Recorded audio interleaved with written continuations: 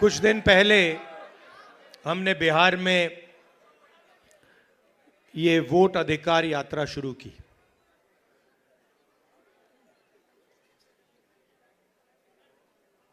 ये काफी लंबी कहानी है, क्योंकि कुछ सालों से हमें शक हो रहा था और पूरे देश को शक हो रहा था कि इलेक्शन के सिस्टम में कोई ना कोई गड़बड़ है। लोग कहते थे ईवीएम की बात होती थी, आरएसएस के संगठन की बात होती थी, मगर एक बात दिखने को मिलती थी कि बाकी पार्टियों को एंटी इनकम्बेंसी हो जाती थी, मगर बीजेपी के खिलाफ कभी एंटी इनकम्बेंसी नहीं होती थी। बीजेपी एक बार, दो बार, तीन बार, चार बार, एक के बाद एक चुनाव जीती जाती थी। तो अजीब सा लगता था, मगर हम खुलकर नहीं कह सकते थे क्योंकि सबूत नहीं था। महाराष्ट्र में हमें सबूत मिला। सबूत क्या था? लोकसभा का चुनाव हमारा गठबंधन जीतता है, स्वीप करता है। 4 महीने बाद उसी प्रदेश में, उसी महाराष्ट्र में वही पार्टियां लड़ती हैं। हमारा गठबंधन बीजेपी के गठबंधन के खिलाफ लड़ता है। हमारे गठबंधन का एक भी वोट कम नहीं होता।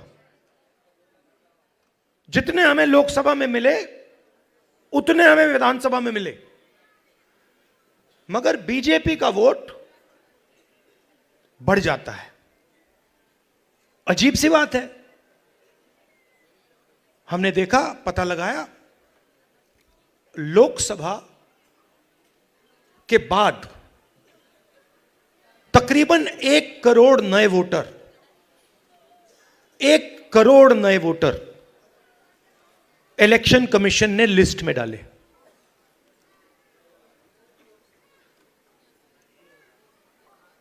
$45 लाख लिस्ट में और बाकी वोटिंग बढ़ी।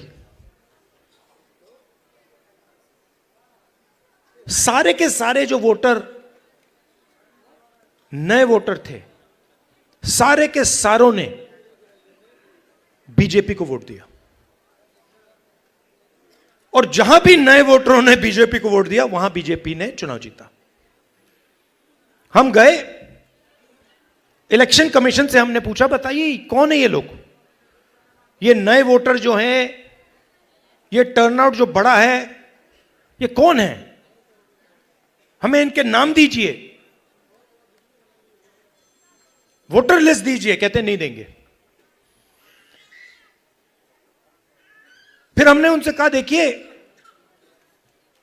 इतना वोट पड़ा है,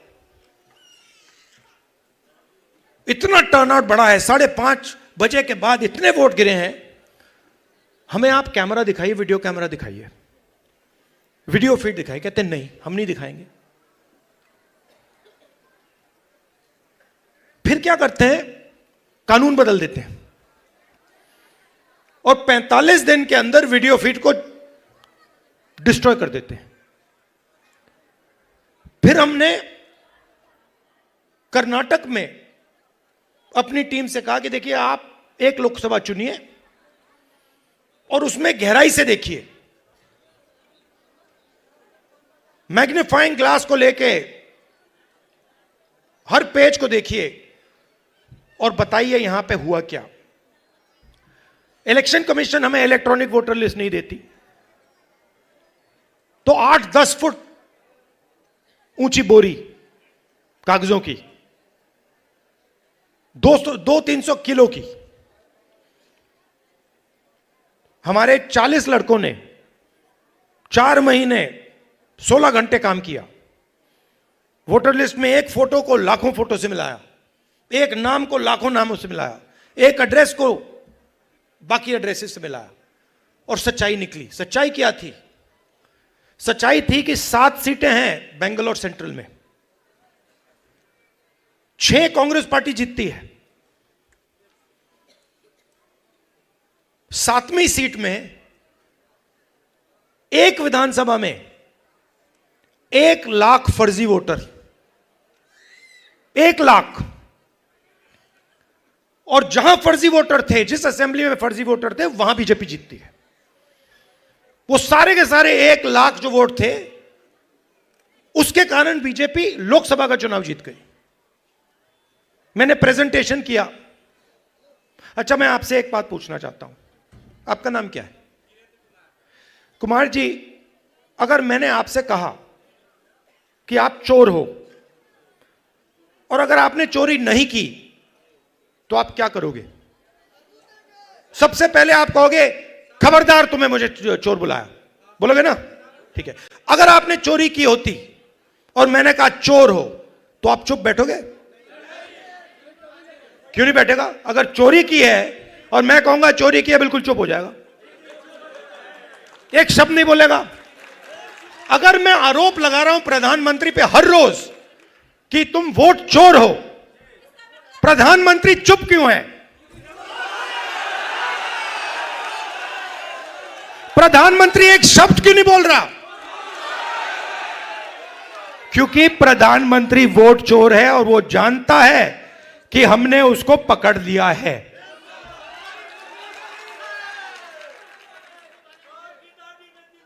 देखिए, मैं आपको एक बात बताता हूं। देखिए, हमारा जो काम है ना, मेरा जो काम है, मेरे बारे में आप दो चीजें समझ लीजिए। सबसे पहले, अगर मैंने किसी चीज के बारे में मन बना लिया, तो फिर मन बना लिया। और दूसरी चीज, मैं सुपरफिशियल बात नहीं करता हूं, मैं गहराई से चीजों को समझकर काम करता हूं। अब आप एक बात समझिए और सुनिए। जब वोट चोरी होती है, तो इस संविधान पर आक्रमण होता है। इस संविधान में लिखा है कि हिंदुस्तान के एक नागरिक को 1 वोट मिलेगा, चाहे वो अंबानी हो, चाहे वो सबसे गरीब व्यक्ति हो, किसान हो, मजदूर हो, वोट 1 मिलेगा। माधवापुरम में एक व्यक्ति का नाम 4-5 बार वोटर लिस्ट पे आता है। यह संविधान पर आक्रमण है और यह हम नहीं सहेंगे, यह हम नहीं होने देंगे। अब आप अच्छी तरह सुनिए, और जो मीडिया वाले मित्र हैं, इसको आप अच्छी तरह लिख लीजिए। मैं गहराई में जाता हूं। हमने जो काम माधवपुरा में किया है, उसको हम आने वाले समय में, माधवपुरा में नहीं रुकेगा वो, हम आपको दिखाएंगे, देश को दिखाएंगे।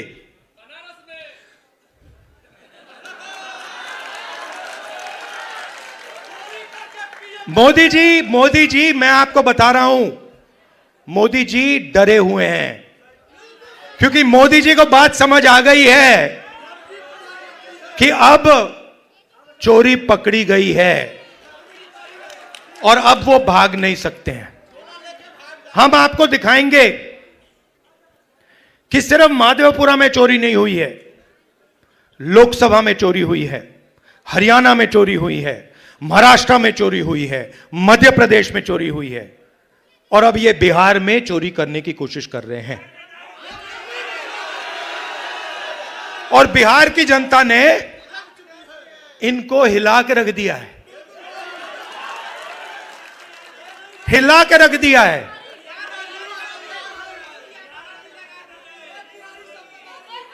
मैं 2-3 बीजेपी के, मैं सुनो, मैं भी बीजेपी के 2-3 एमपीज को जानता हूं। मेरे फोन पे मैसेज आ रहे हैं, आप प्रधानमंत्री को वोट चोर मत कहिए। कैसे मत कहूं भाई, है तो कहना पड़ेगा। अब ये तीर जाके सीधी टारगेट पे लगेगी।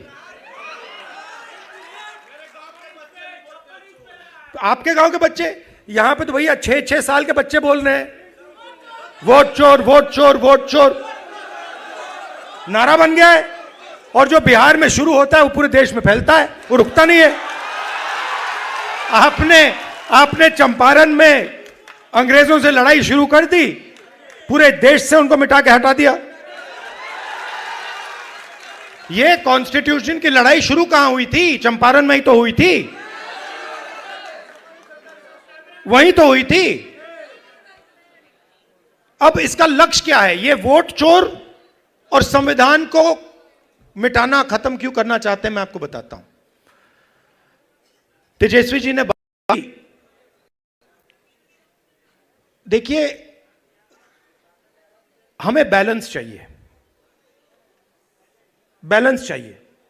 मतलब इस देश में अगर एक व्यक्ति को एक वोट मिलता है तो भागीदारी सबको मिलनी चाहिए। और जब हम हिंदुस्तान की संस्थाओं को देखते हैं, और इस बात को पहले मैं इतनी गहराई से नहीं समझता था जितनी आज मैं समझता हूं, जब हम हिंदुस्तान के इंस्टीट्यूशंस को, संस्थाओं को देखते हैं, और कोई भी इंस्टीट्यूशन चुन लो, कॉर्पोरेट इंडिया देख लो, ब्यूरोक्रेसी देख लो, जुडिशरी देख लो, मीडिया देख लो, बॉलीवुड देख लो, जहां भी आप देखोगे वहां पर आपको दलित, अति पिछड़ा, पिछड़ा, आदिवासी और माइनॉरिटी वर्ग नहीं मिलेगा। आप लिस्ट निकालो, अंबानी अदानी की बात होती है, हर कंस्ट्रक्शन प्रोजेक्ट में, हर इंडस्ट्री में, एयरपोर्ट,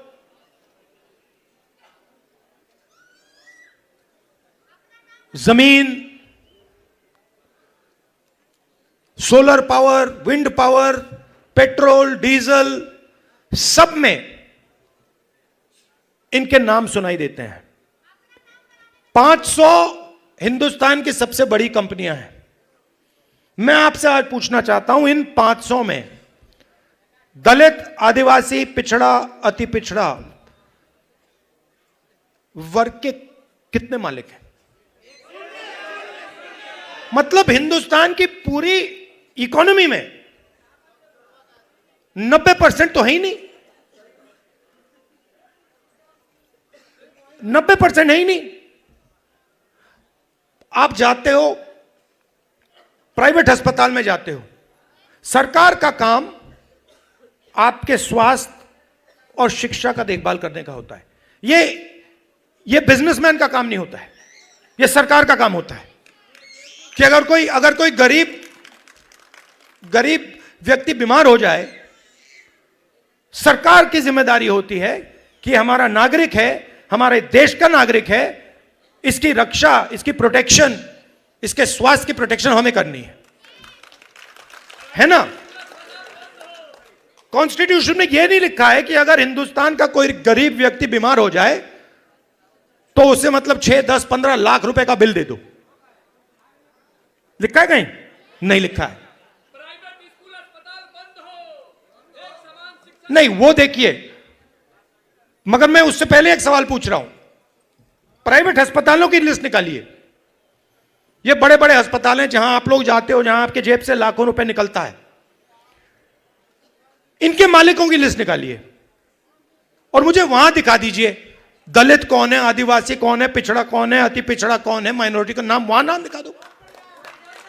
अच्छा ठीक है, आप कहोगे नहीं भैया हमें स्वास्थ्य के कुछ लेना देना नहीं, तो फिर मैं कहूंगा ठीक है भैया शिक्षा के देख लेते हैं, इंजीनियरिंग कॉलेजेस देख लेते हैं, यूनिवर्सिटीज देख लेते हैं, प्राइवेट यूनिवर्सिटीज, कॉलेजेस जहां आपको लाखों रुपए देने पड़ते हैं अपनी जेब से अपने बच्चों को पढ़ाने के लिए, खेत बेच के।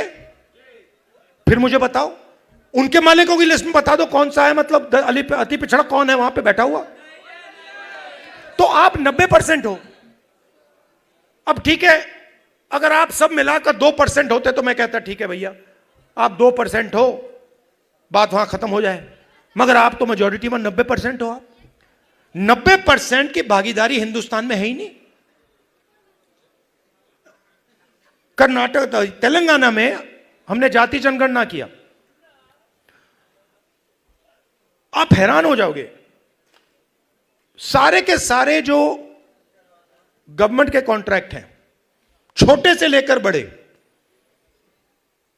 उनमें कोई अति पिछड़ा नहीं है, कोई दलित नहीं, कोई आदिवासी नहीं, कोई पिछड़ा वर्ग का नहीं। आप राजनीति कैसे करोगे? मतलब पूरी की पूरी फंडिंग आपके हाथ में नहीं है, कॉर्पोरेट इंडिया नहीं है, अस्पताल नहीं है। अच्छा ठीक है, आपको यह सब नहीं चाहिए, मीडिया देख लो, मुझे नाम बताओ। मैं देखिए, मैं बड़े प्यार से बोल रहा हूं, मैं बड़े प्यार से बोल रहा हूं, भागीदारी तो होनी चाहिए। ये ओपिनियन बनाते हैं, ये लोग ओपिनियन बनाते हैं।